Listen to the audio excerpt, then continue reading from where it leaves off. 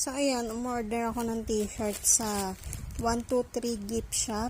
Ito yung isang page na nagtitinda ng mga mugs or anything na meron silang binibigay na donation sa Animal Rescue PH.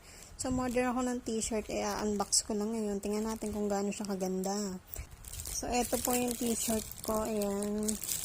Akala ko large size yung pinili ko. Tapos, kulay gray.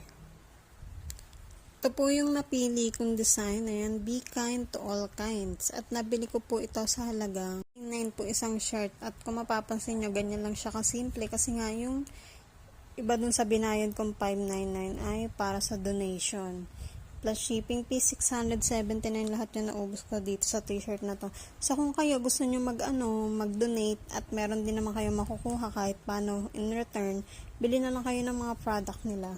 Yun lang. Thank you for watching.